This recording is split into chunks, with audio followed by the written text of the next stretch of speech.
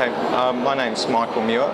So the works here they've been coming together for quite some time.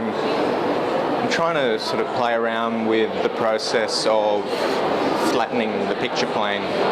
And it's also, the colours are quite intuitive. I had a fairly formal background in art training, but it took a long time to throw that stuff away and try and develop my own method of working.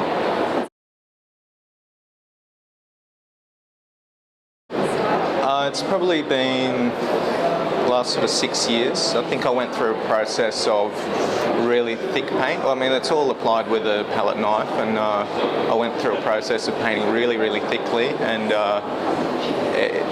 it did work, but I still felt that there was probably quite a few people doing that at that point in time.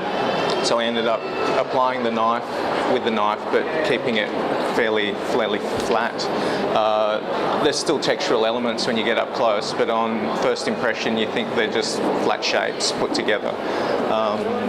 So yeah, that's kind of how it's come about.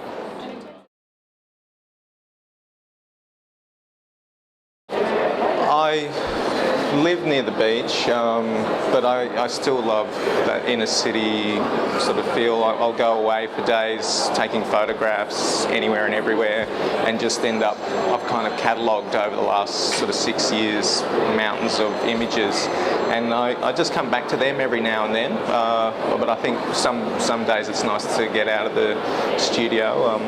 I think whenever someone sort of drops in, they're quite surprised how dark and gloomy my studio is. I keep all the curtains closed, I paint with this horrible little yellow light, and I love it because I think from painting outdoors a lot, I've got this sense of light anyway.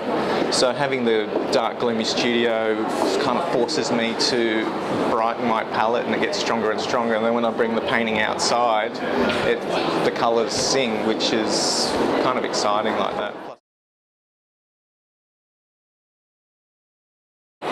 Yeah, I think I'm appreciating a lot more varied work in terms of painting. So what I once kind of wouldn't have considered a good painting, I now look back and I really love abstraction, and I still love realism, a whole different sort of kettle of fish of work. But and for me, as life has changed, like my sort of family dynamic, I've got now 3 little boys under 6.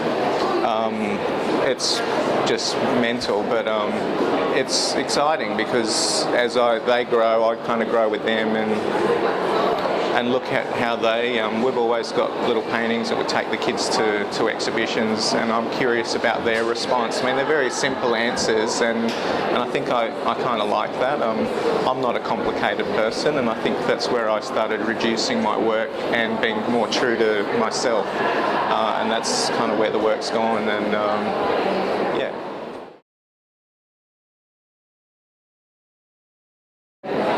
Yeah, it's funny. I kind of think if you're lucky enough, you're going to get 2 or 3 sort of childhoods in your lifetime. You obviously have your own, the next one, if you do have children, you have to sort of live a childhood again through them, and then possibly when I get really old, I'll kind of regress anyway.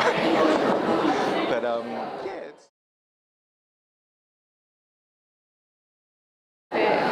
Oh, look, I've been excited. This is the first time I've made it to the fair, and having the opportunity to speak to gallerists and actually get introduced to artists' work that I've admired for quite some time, and have a good chat to them has been quite enlightening. And just for other artists that are further down the line than me, it's kind of nice to know that they're still not sure about what they're doing. So that's kind of reinforces the fact that, yeah, we're all a little bit lost along the lines.